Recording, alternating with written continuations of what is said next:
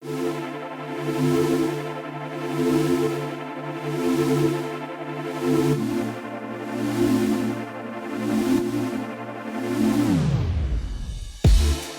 Buffalo, Toronto Public Media and WBFO, this is Buffalo What's Next Producer Picks. Highlights of important interviews from our weekday discussion on race, education, and the community. Today, Daysi Ball from the Buffalo Federation of Neighborhood Centers on the work she does and what it has done for her. It shaped my values in regards to how we serve in community, and especially in communities of color. Also ahead, Terry Alford from the Michigan Street African American Heritage Corridor Commission. So when you look at our Heritage Corridor, it sort of is emblematic of about 185 years of the African American experience.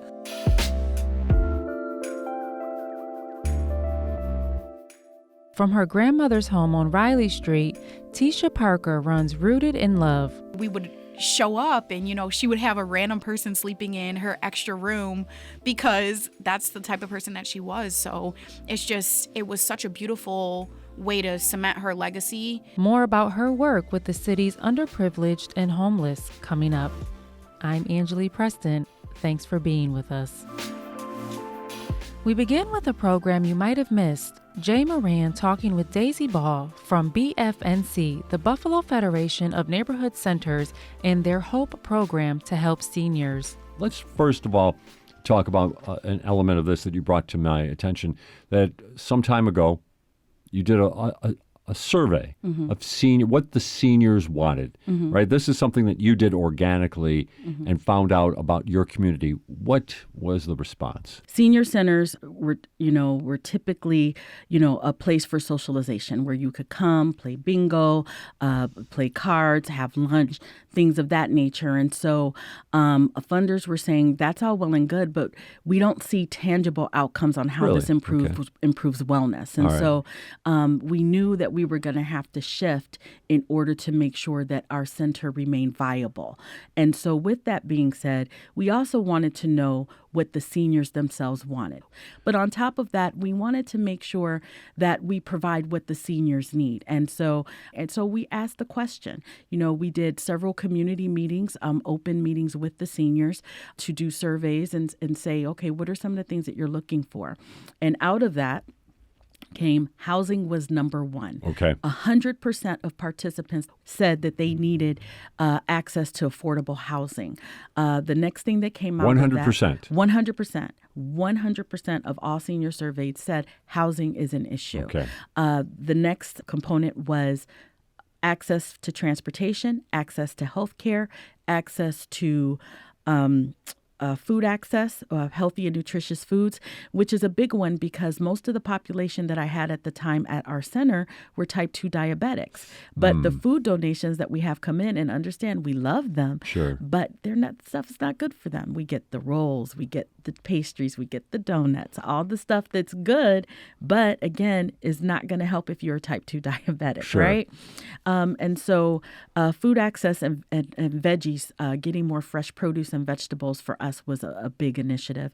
And then on top of that, they wanted a place where they could come in community to socialize that would be state of the art, a senior center where they would have, if they needed assistance with their activities for daily living, such as bathing or being able to do laundry, those kind of things, that they had a place that they could go where those things would be offered.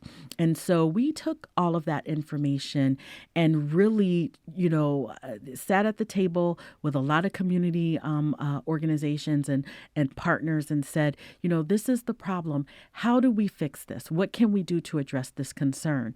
And so for our agency, that's how the BFNC Westminster Commons was born. I want to talk about the Westminster Commons, but one element of the survey there that you talked about, like you said, the fresh produce and such, and we've heard a lot about that since 514, haven't we? When Tops closed and all of a sudden a major source of that type of product was not available to folks.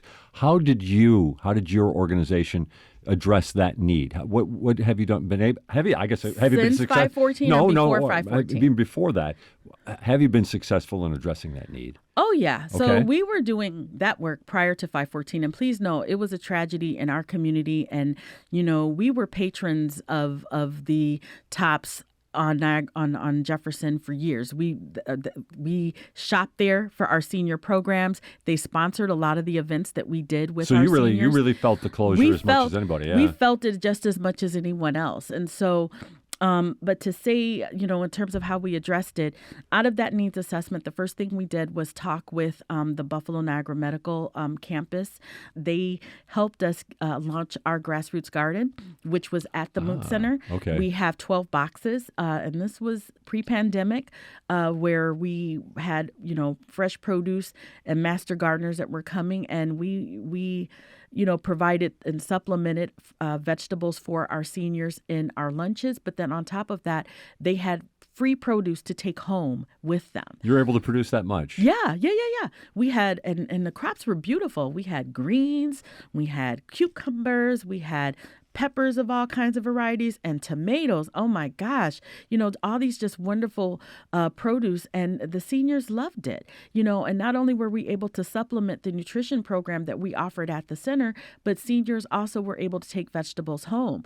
So, and that garden has been in existence for about 4 or 5 years now. So again, we wanted to make sure that we were addressing that concern. Another thing that we did is that we also partnered with Urban Fruits and Veggies, Allison Dahoney and her crew, to provide fresh fruits and vegetables through the mobile market. The Massachusetts Avenue Project was also one of the first markets that were launched at the Moot Center when the Moot was open. And, we have been consistently doing that throughout.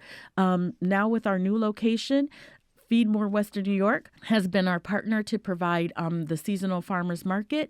But then on top of that, we also have been working to secure grant funding to be able to provide groceries and fresh produce bags to seniors through the winter months for 12 weeks. Another program that we did during the pandemic was in partnership with the Journey Church, Pastor Art Hall and his crew. And, they called me up when the pandemic first started and said, hey, we want to make sure that your seniors are able to get groceries. What can we do? And next thing I know, they set up the Groceries to Seniors initiative. BFNC became a partner, and we started doing grocery bag deliveries to seniors with fresh fruits and vegetables, and then a hot meal.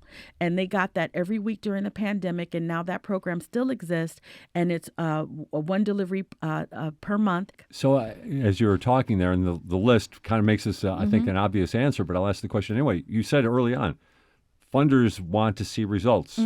They're pleased with the results. Yes, they're pleased with the results, but honestly, we can still do more. I mean, it's sad that 514 brought this issue to the forefront. But again, there's still much more that we can do. Now, what we've done since 514, we've created the You Matter Transportation Fund. And through the You Matter Transportation Fund, we're providing cab rides to seniors to be able to get to the grocery store. And then I do van trips at the Westminster building for senior groups to be able to go and do their shopping. And what we do is I don't limit it to just the grocery store. Because again, seniors, transportation is a barrier. They want to. Like everybody, we want to do lots of things. So what I try to do is that it's always majority rules because my seniors take me to task. So I bet they do. I don't want to make the decisions for them. So what we do is, I say, hey, this is the day we're going shopping. Where does everyone want to go? And it's majority rules. And so the parameters are that it has to be within a 30-minute ride of our center. So that allows us to go to the first tier suburb. And that's what we've been doing. And the other part of it is providing access to other stores, right? The Tops on the Boulevard on Maple is wonderful. And even though they've redone our Tops on Jefferson, and we're very thrilled for that, it's still it's size limited, right? There's only so much square footage. Right. So at the bigger stores, there may be more options. And for me, options are important for our seniors. Trader Joe's, some of our seniors had never been able to go to Trader Joe's. Now that's a portal that's been open for them. I'm just curious, what's the response then? I mean, like you said, if they they love it. Yeah? They love it. But what's needed for us to keep those kind of things going are more volunteers. Okay. Volunteers are really an essential component of offering any type of senior programming, because volunteers can help with driving, helping just organize some of these things. Because again, senior programs are not the most funded programs, and so we rely heavily on volunteers. But the seniors love it. Are you kidding? Yeah. If we could go somewhere else every day, they would love that. With us is Daysi Ball. She is with the BFNC. A lot of issues here to talk about. The one that you did talk about at the beginning, like you said, 100% on that survey, housing, access to affordable housing. But let's talk about how you and the BFNC went about addressing this particular need. We basically said, okay, well, what can we do? And we started meeting again with community partners to say, we want to be able to provide a housing component, but it's not just housing. We wanted to build a complex for aging in place. Now, typically, what we see in our suburbs and whatnot, that there's more land and more areas to be able to do those kind of things. And so what we found was talking with a lot of the long-term care providers, the nursing home providers, the insurance providers, the folks that do this work. We said, if we were able to do an aging in place in City of Buffalo, what would it look like? And the difference is that we didn't necessarily want to be the provider to do it all. We recognize what we're good at, right? We're good at providing support services and then finding the right partners to link with our seniors. And so out of that, we wanted to continue our activities program, make it a structured day program, but then get a healthcare partner to come in and provide healthcare. Get a partner to come in and provide financial assistance and entitlement assistance. Get a partner that would be able to provide transportation and someone that would be able to assist us in developing housing for seniors. Out of that, it was the Westminster Commons was born, 84-unit apartment building that has access to all of these other services that are available in the Westminster Community House, which is right next door to the apartments. And so seniors are able to access all of our different services at the Westminster Community House, and they're not separated from their families. What we found as we were going into the surveys, especially as seniors had increased need for long-term care supports, they would be separated if they ended up in the hospital and had to go to rehab. Typically, the rehab facilities are not in Buffalo. They're out in the suburban areas. If they're low-income families, transportation can be an issue. They're separated from their families. And so one of the things that we wanted to do was work with Erie County, work with City of Buffalo to try and make sure that our seniors can remain in community where they came from with all of these additional supports. So that's what this iteration of Aging in Place looks like for us, in partnering with the Community Health Center of Buffalo, in partnering with Erie County Senior Services, in partnering with Mari Fox of Soul Candy Yoga, and partnering with... I just have to jump in with this. You dress a certain way today because it's Yoga Day. Oh, yes, it is yoga. Yes, I'm in my yoga wear because today is Wellness Day at our center. And so, yes, we will be having yoga So today. the seniors will be participating in yoga? Oh, and they love, and we call it Soul Candy Yoga because it's all soul music. And, they I have to say, they get down. I see walkers getting flown, strung to the side. I see seniors who may have limited mobility. All of a sudden, it's like they don't need their cane anymore. They're able to do certain things. And so that movement is so important. And so, we're really excited that Mari has just embraced us, and she's just a fireball of energy. And she gets our population, and they look for her. They're like, it's yoga day. We're ready. and that's what we want to do. Sure. Our day program is BFNC Life Services, BFNC Life Center Services. And that's what we're about. We're about increasing longevity with our seniors, increasing the quality of life, enhancing their experience, knowing that there's still so much more life to live no matter what stage we're in. Also providing caregiver supports, which is huge. Our caregivers do so much, and a lot of times seniors are caregivers to one another. Right. And so making sure that we have programs and supports in place to be able to address those concerns in a number of different ways, that's what we try to do. You must be getting to know a lot of the seniors that come in. Do you worry about them? What are your concerns for them? Things cost so much more. So seniors are making tough choices on whether or not they're getting their medication or they're buying food. Oh, no. No one should have to make that choice. Right. You know what I'm saying? That hurts me when I see those kind of choices having to be made. Not being able to participate in a program. To give you an example, we went last night to go see Tina, and we, through funding, we were able to cover a majority of the cost for the ticket, but there was still a nominal cost of $20, and it's a struggle for some seniors to even pay that. And I finally just had to say, you know what? No, we're going to do this. And so, seniors being able to go and participate and not having to worry about how they're going to pay for something, those are the things that concern me. Their health, being able to have access to specialists that are not in our, outside of their reach, by limits of transportation, bringing more services to them versus trying to get them out to other services elsewhere.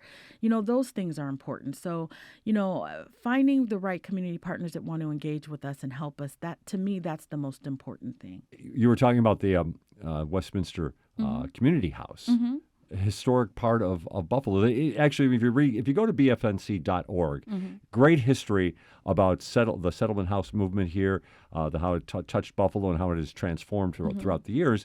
But it's an interesting element of this, that community house is well over a century old. It is. And yet so it's still functional. It's still functional. And we are really, if you've ever been to the Westminster Community House, it's located at 419 Monroe Street. We are looking for you because we know there are a lot of rich stories about the Westminster building.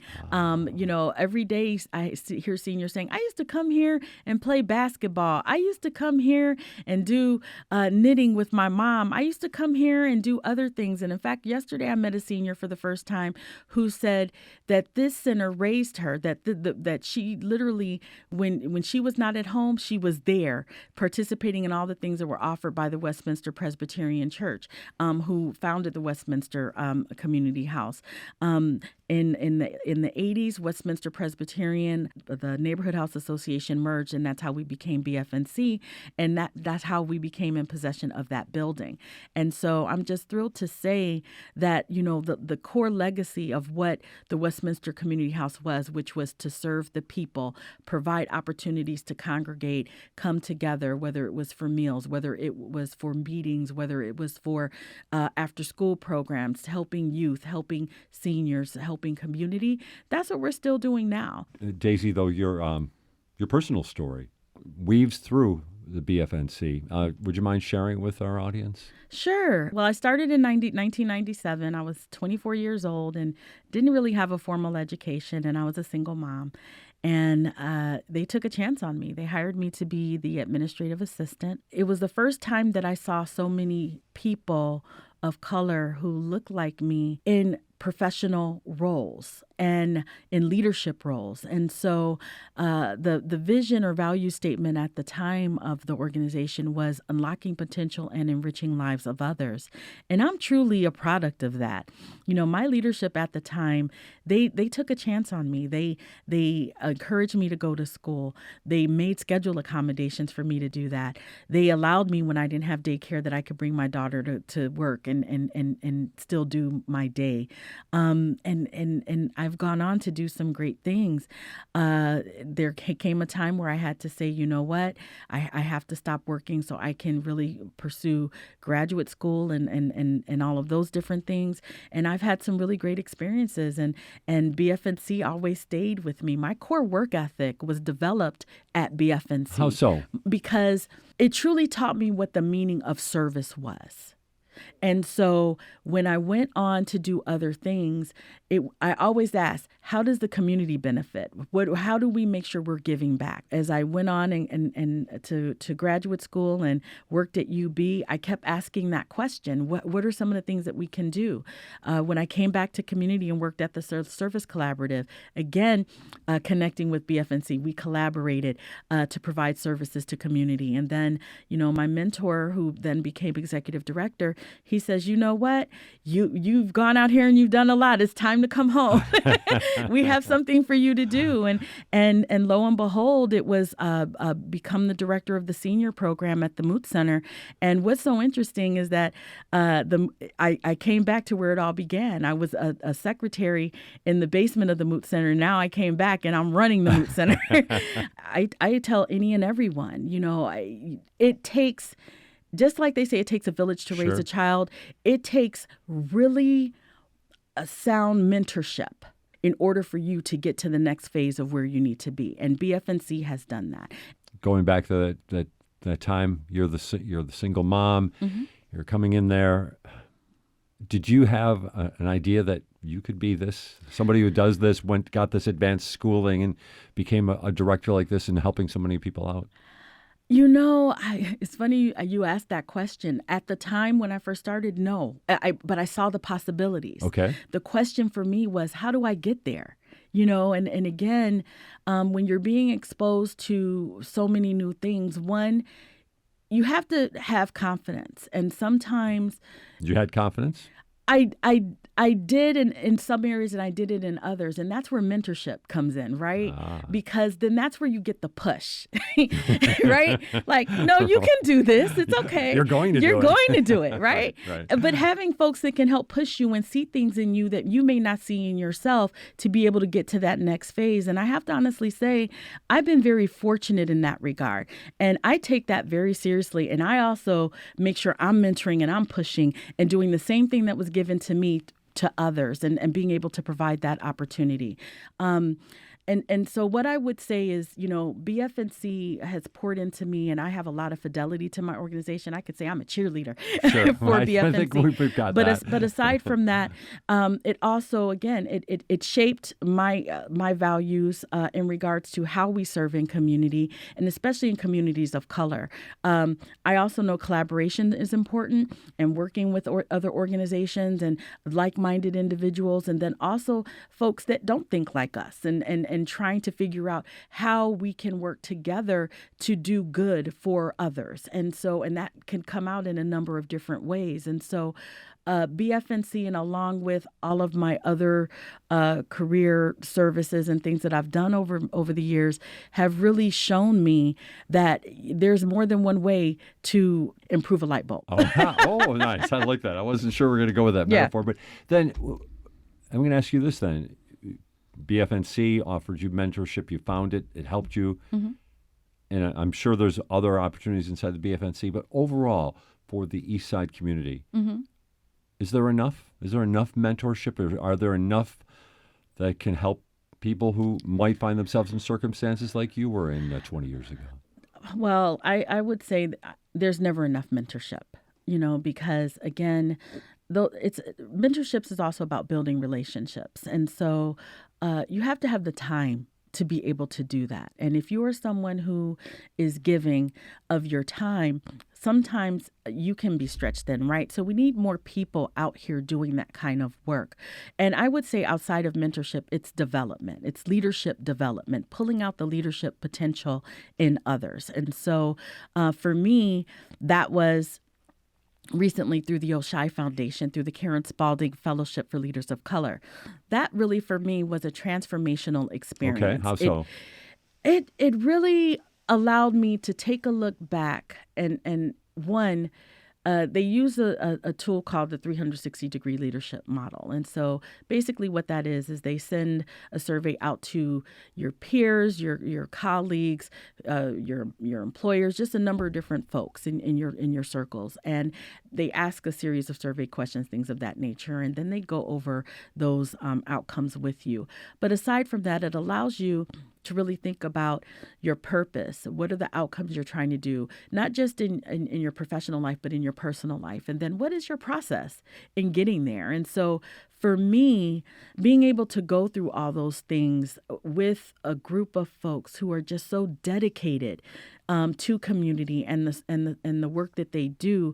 And what I was saying earlier before we got on air was that, when we're doing this work, a lot of times we lose sight of our impact, right? We're getting up, we're getting out and saying, okay, this is what we have to do for the day. Sure. But this allows time for that self-reflection to be able to say, wow, okay, this is what we've accomplished or what I've accomplished, and this is really where I'm trying to go next.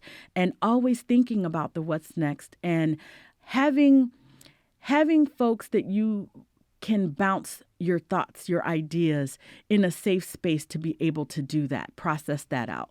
I'm not sure if somebody put a survey like that in front of me, if I could answer the word purpose. What, I'm curious. Can I cheat off your sheet? What did you put down? Purpose.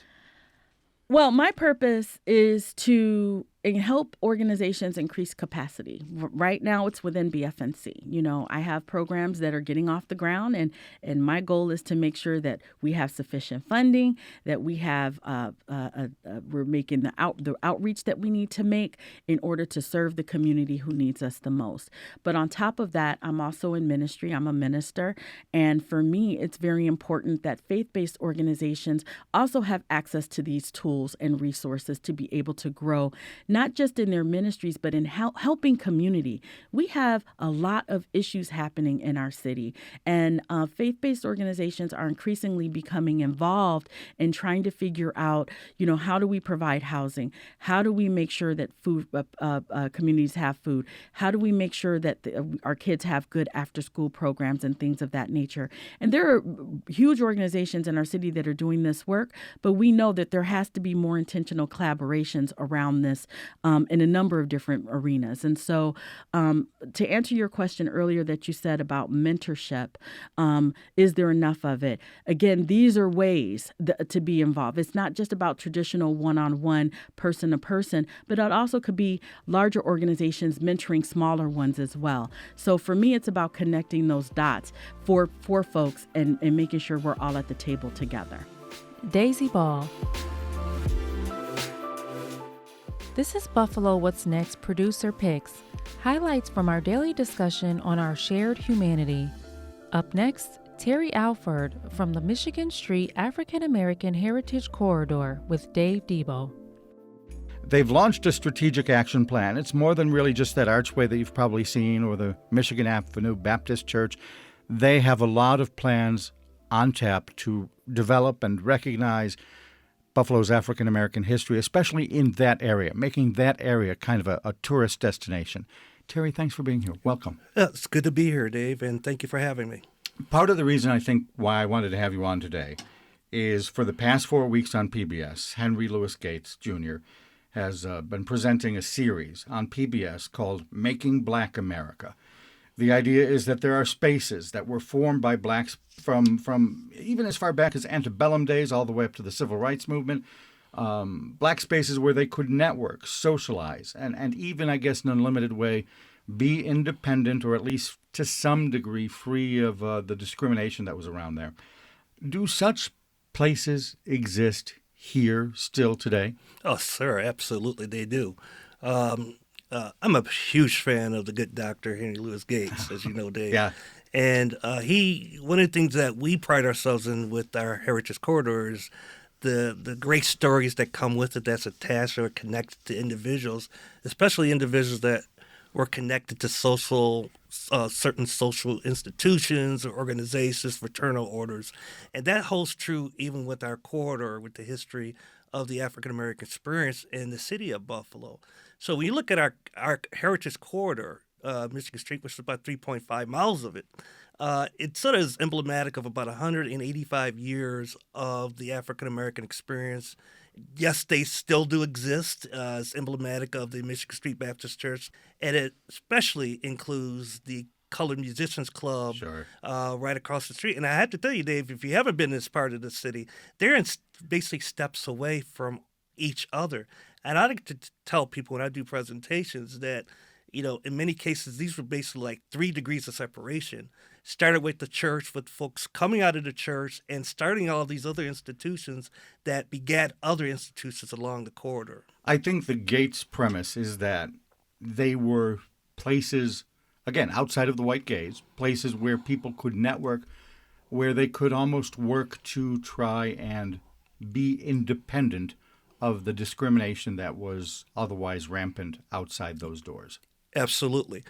So examples of that starts with the church, for instance. In the African American community, in terms of our culture, and not much different than other cultures, it starts with the church. Where people congregate and worship. But the church is more than that. It becomes more than that. It becomes a social institution of discussion and learning and networking. And so when we talk about the Michigan Street Baptist Church,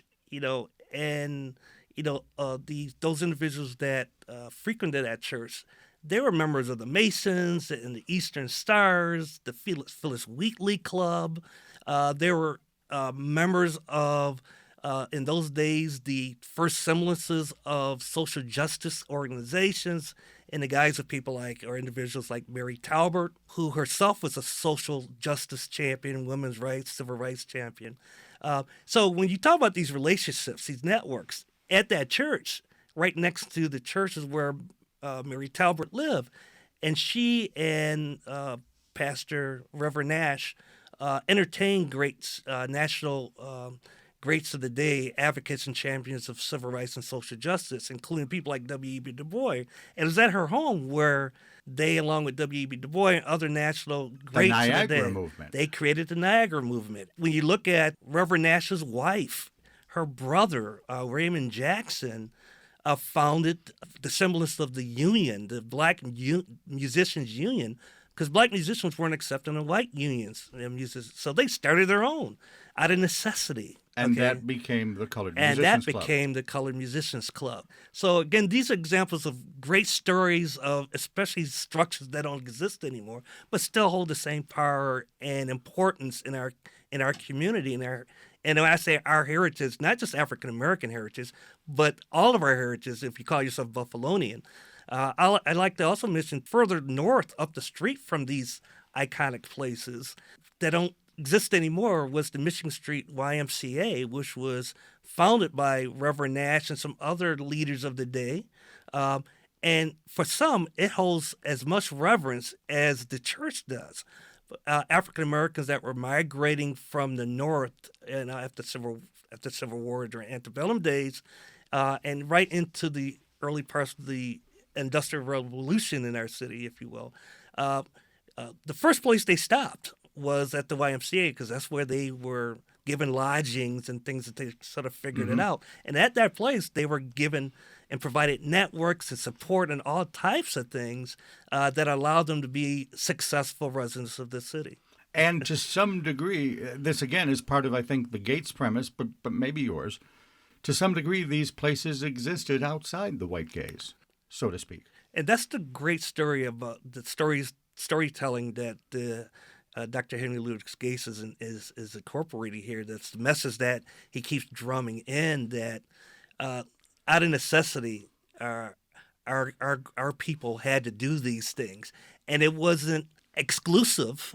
Okay, they were always as a people, we've always been very inclusive, but just out of necessity, we had to create our own networks because they weren't networks that were created for us. And when we look at the unfortunate events of 514, this past summer, that casts a magnifying glass, as you know, Dave, on those social ills that still, that we as people still face.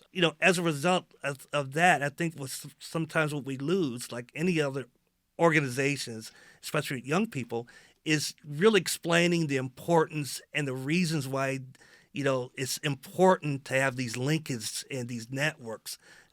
It's not so much out of just survival. It's just out of necessity and out of, the pride that was instilled in us long ago by our forefathers and foremothers, that if we don't do it for ourselves, there's no one else going to be out there to do it for us. I'm reminded of the Shirley Chisholm quote: "If they don't give you a seat at the table, bring your own chair."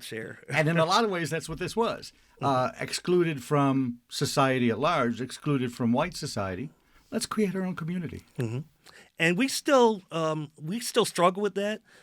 Great thing with what we're doing with the Michigan Street African American Heritage Corridor, and you mentioned about our strategic action plan that we have great pride in, is we spent a year developing this plan. I think one of the more proud things that I am in terms of being a part of the development of that plan is we spent a year building consensus amongst people in the community itself. And this is well before 514 occurred. And the reason for that is there's been plans in the past in our corridor and in east side of Buffalo, but they really didn't gain any traction because there was no synergy, no funding, but more importantly, no community support.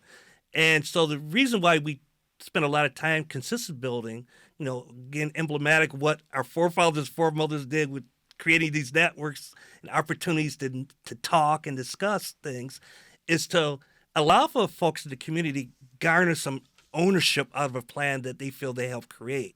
The whole point of this investment is to hopefully use this as a means of spurring economic development in all these corridors. And if we do that, then you see a rapid improvement, hopefully, of the east side that has been long marginalized and ignored with this type of opportunity. Is the goal to have someone from Cleveland, Boulder, Colorado, wherever, say, I want to learn about African American history. Buffalo has some cool sites. Let's come to Buffalo. Or is the goal more, I'm visiting Niagara Falls. Buffalo has a cool city hall. Oh, let's go over here to the Michigan Street corridor as well. Both of all that. Let me ask about the first one, though. You really think that we are enough of a destination to draw people to Buffalo specifically for your corridor? Well, I'll answer it this way. We already are. We don't even have our capital projects, which is expansion, stabilization of our historic buildings right now. Even despite the challenges of a pandemic, what we found with our research, with our metrics, is people have continued to come to Buffalo, in particular to this corridor, with their families from as far away as Pennsylvania, New York City, Ohio, Toronto. Western part of Canada. So we're already kind of like creating partnerships with sister destinations like the Niagara Falls Center over there, Broderick Park, Friends of Broderick Park, and all points in between to sort of create these linkages. We're even actually looking at trying to create a partnership in Ontario where we know Harriet Tubman once presided. Her church is still there. So, as you know, many freedom seekers found their way there. So I think your question is a very important question. I just want your listeners to know this, that we are already doing those things. We have already seen great success.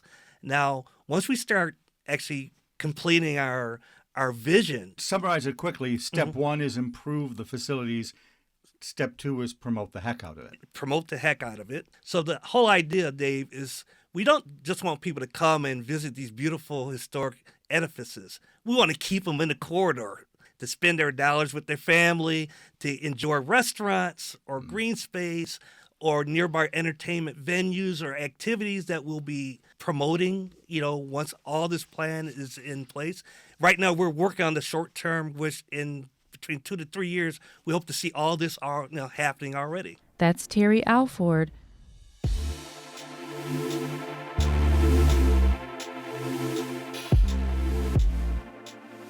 And we close today with Tesha Parker in Rooted in Love, honoring her grandmother by serving the poor. My grandparents always kind of drilled into us how, we're put on this earth to help other people. We are here to grow and contribute to what essentially makes other people better, and in turn then you're made better and you're fulfilled and you're whole. So for me, this was sort of a path that I wanted to take to kind of start like a redemption journey, so to speak. And then it kind of turned into, I really love doing this, and this is where my heart is, where my passion is. It's given my family a rebirth with our relationships, and it was a way for us to kind of have our glue, especially since it was based off of my grandmother. And, with her passing away right before our first event, it was a way for us to all kind of remain together. So it just motivates me to still build those partnerships and have like that piece of her since she's not here. If you go to the website, which is rootedinloveinc.com, you can read the story. And it's a lovely story about your grandmother, that she inspired this because of the type of person she was for her community. Talk about your grandmother. What was her name? Louise. Louise. Oh, she was such a gem. She was the, grandmother to every person on the street. She was the mom. She was a school teacher. So she worked in Buffalo Public Schools, and she saw what it was like, to have a lot of kids that didn't have a, family system that was positive. And she was just that light when it came to dealing with each and every person. I mean, it was so surreal to think about it now. And growing up, it was always normal. She would have all of her former students, or she would have random people that were homeless or didn't have any place to go, that maybe didn't have parents. All of the holidays were filled with them coming, them being in her home, or we would show up and, she would have a random person sleeping in her extra room because that's the type of person that she was. So it was such a beautiful way to cement her legacy and continue to get that out to people that, that didn't know her to still experience her. Are we seeing, does this take us back to a time then perhaps where a street, a neighborhood was maybe a little bit different than it is today, that there could be these families together that were looking out for each other, looking out for the folks who maybe needed a little help or maybe needed a lot of help? Yeah, I mean, I definitely think that her home is reminiscent of that. I mean, that was her legacy when she was alive, and now us being located out of her home. On Riley Street? Yep, on Riley Street. So we have, families that are still over there, that were over there when she was alive. That it's so cool to see their generations now and how we've all grown up together, how they still live over there, and to see her home still representing just being a place that was a safe haven for people. I mean, it just only made sense to be located there, have that as our main point. It just made sense. It's interesting because, we really haven't even talked about what your organization actually does just yet. And but at the same time, I think you've already described it. Mm-hmm. You're picking up where your grandmother left off in her community. But you're trying to help out homeless initially, mm-hmm. and then anybody who really needed help. Mm-hmm. Now you have a delivery van, you're delivering things, mm-hmm. which of course has become so important for a variety of reasons, mm-hmm. for sure. What I'm curious about though is just how busy you became after May 14th. Man, it was truly nonstop. I mean, we had such an exceptional surge from Monday after the shootings all the way until the end of July. We're just now able to get our footing where we're able to organize again. We're able to you're not just acting in the moment, trying to react in the moment. Yeah, because I feel like right after the shootings, it was so reactionary. We had so many pop-ups that it was so exhausting, to be completely honest. It was we're a small staff anyway, and a lot of my staff works full-time jobs. So it was so hard when it came to the balance, because it put a lot on, my mom, who is my COO. She is retired, but she was there every single day. If she wasn't there, I was there. And then, we had the rest of our family and friends that work full-time that are coming over after they get out of work, and they're there until 10 and 11 o'clock at night, trying to help us sort, trying to help us just gain control. Because, I mean, there was so many donations coming in that we couldn't even get up the stairs. We couldn't get into our location. We couldn't even walk inside. You couldn't open the door the whole way. Right. It was so much, and it was so extremely overwhelming. But now it's so manageable, and so much positivity has come out of it. But at the same time, I think it still stands to reason that there's a lot of issues that haven't been addressed. So, and one of those issues is this. I mean, we can call it a lot of different things, but when the top store was forced to close, mm-hmm. the words "food desert," "food apartheid" mm-hmm. became prominent. That Absolutely. There are people in this neighborhood, if they don't have this store, they have no options. Did you see that? Did you see that at these pop-up markets that you guys were So we saw two different things. Okay. So the first thing I would definitely say is, yes, you do have that over there. That is the only grocery store, but you have a huge amount of the population over there that already was not going to that grocery store because they can't afford to shop in a grocery store. So they're doing their grocery shopping at corner stores, or they're doing it at, soup kitchens, food pantries, or at Dollar Tree, because that's where they're getting the most for their money. Okay. That was already an issue. And then to turn around and now you have the other side of it. You had a lot of people that did kind of take advantage of it. So it was people that maybe necessarily weren't in need that were taking it, and then they were, reselling it to the people. We did hear about stories about that. They were true, huh? Yeah. So it was very, very sad. But you also had the people that were so in need, and it was so much desperation that they were going to every pop-up because they want to hoard it, because they know they're not going to get it again. They know that after the media turns its back and, everybody moves on, which you saw over there, you had a huge media rush. And then after a lot of the funerals, all of that died down. So you have the true organizations that have been over there that are helping the people. And now there's like a expectation that sometimes is making it hard for people to meet that need, because now everything has kind of died down. Right. You're not stepping through pallets of produce to get into your office like you were for a couple of months there. Exactly. So you had that huge influx where, you have donations every single day. You have, our Amazon wish list is linked to my house. I was on first name basis with the Amazon driver because he was coming every day, and it was like 80, 90, 150 boxes being left in behind my gate. And now if we get 2 a week, we still receive donations because we're fortunate and we have the funding where we're able to, purchase according to people's needs if we, don't have the items in stock. And we receive such an excess where we're able to still meet the need. But I think there's a lot of societal issues that really weren't addressed when it came to this. And so with us still being in the food desert, and then the fact that people have the lack of transportation, so they're not making it to these grocery stores anyway. And then you still have the issue of most people cannot afford that grocery store.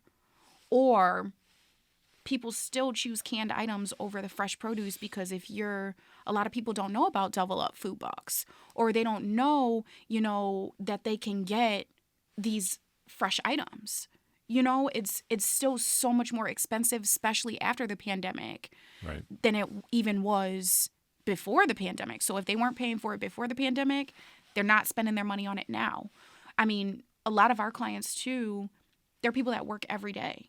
There's people that make way more money than me, but they can't afford to feed their families because they're paying, over in rent. Mm-hmm. Or, they may have 5 children. Well, you have 5 growing children, and that's expensive. They're eating you out of house and home, and you're just barely making enough to make ends meet.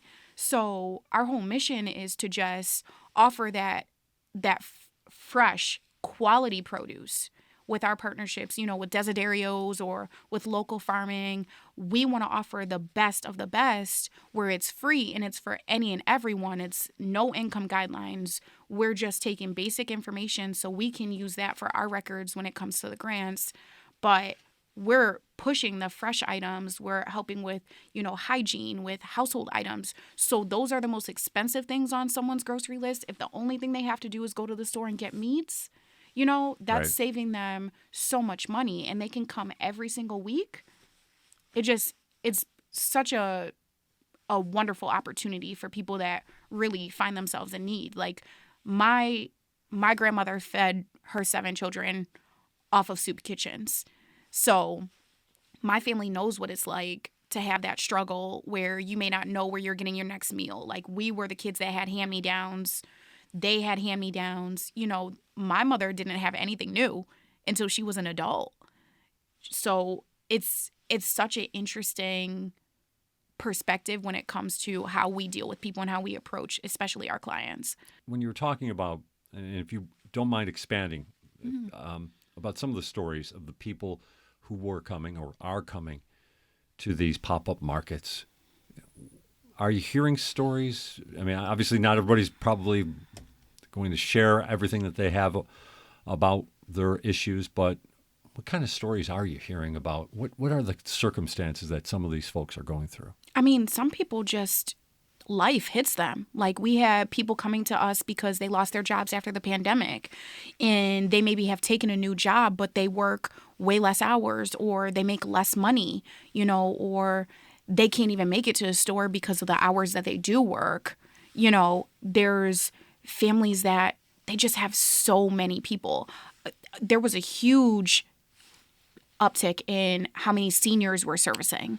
Seniors that may be living on a fixed income, and they turned around and now they have custody, or they're, not legal custody, but they have custody of their grandchildren or great-grandchildren because of their family circumstances. So they can't even afford to feed the kids because they didn't intend on having them anyway, So we have a lot of grandparents. I mean, one specific family I think of, like, she has 12 grandkids now that she feeds. And she's like... 12 grandchildren. 12 grandchildren. It's insane to me.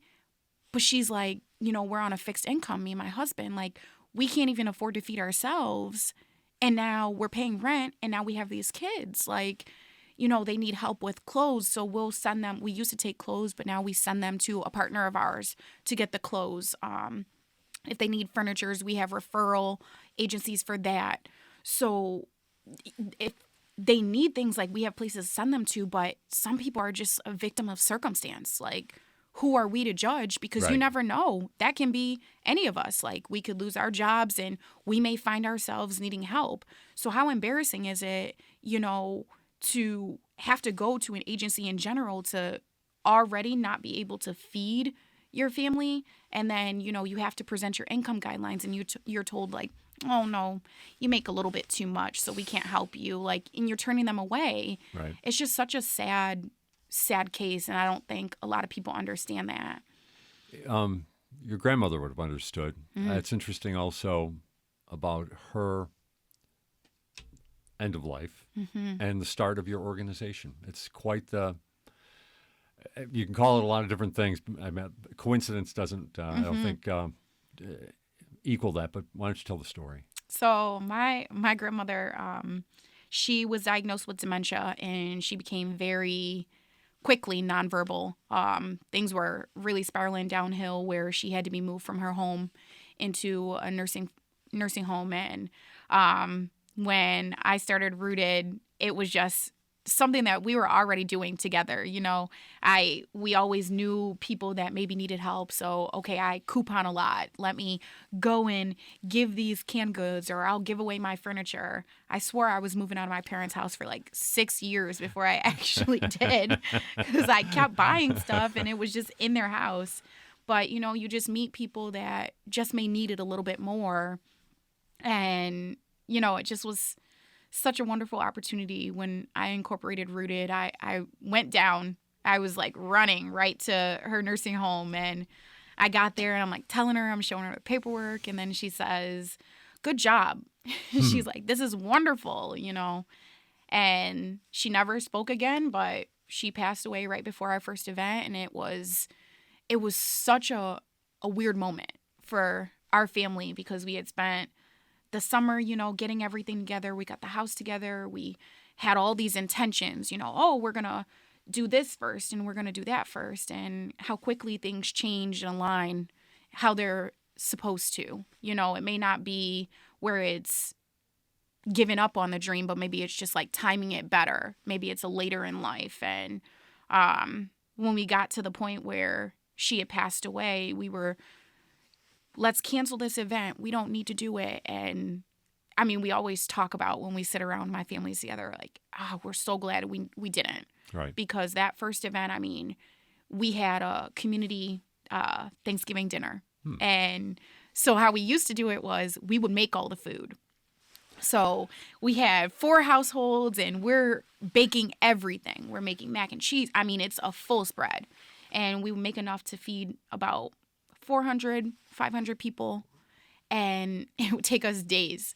And the first event fed 347 people, where they were not only able to have a meal there, but a lot of them were able to take stuff to go. And I remember we were crying at the event because it was just so moving to have so many people there. And there were so many people that were homeless that actually knew my grandmother. And when she first started with her dementia, she would wander. So they were the ones that would find her. So it just was, she was an avid bus rider. So she would go and take the bus, but she would get lost, because she was kind of losing it slowly at first. And they were those people that led her back home and always knew where to go and what to say to her to calm her down. So it was just full circle to see them come to us now. And they're sitting at this Thanksgiving dinner and they're sharing their stories. A lot of them we had seen because she always had homeless people in her house. Right. So it was just such a jaw-dropping moment, for our family. And it's something that is so pure and sticks with us. This question came to me as you were talking. These efforts and this spirit, is it something that was always there inside the Black community here in Buffalo, or is it just getting focused upon right now? I think it was there. I think it's definitely heightened now because of that negative situation having such a racial component. So I think, it leaves a lot of people feeling uneasy, but I think it's a wonderful time for especially minority organizations to really band together for the community. A lot of people want to see that representation. A lot of them want to be involved. They want to have that trust with the organizations. I mean, I can truly say the people that come to us, I know they trust us. I know that they love that we don't treat them with judgment. We're anonymous. We don't have, huge sign. It's not a arrows pointing outside of our location. So I think having that trust within the community and with the community, it's allowing so much more positivity to flow, at least on our end. I know there are, negative experiences, but I don't even want to focus on that because it's, it's just, where does that get us? It's just, sometimes things don't work and you move on, Are there the lessons in that though that are worth mentioning? I think there's huge lessons. I think there's huge lessons in being intentional with who you're aligning with. I think there's huge lessons in being intentional with what you're putting out to the world, especially with this platform right now. I think there's always going to be a negative stance on every situation, but I think everything that's already come from it, that situation was so negative with the shootings that for us, even when we were so stressed, I was just but we have to do this. Right. We don't even have a choice. We have to do it for our clients. We have to do it for our people. Even I have family members that come to us that need help. There's no shame in asking for help. And I think, focusing our efforts on the positive where it leads to the betterment of even communication when it comes to organizations working together or when it comes to us in the community. We just have to do better for each other. And that's regardless of race. We just have to. Tesha Parker with Jay Moran.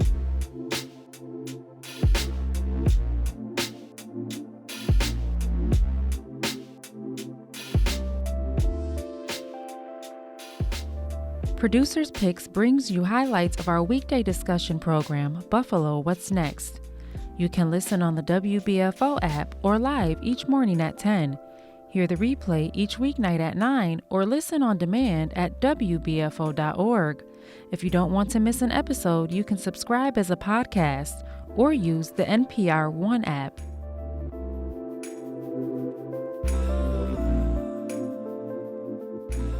I'm Angeli Preston. Thanks for listening.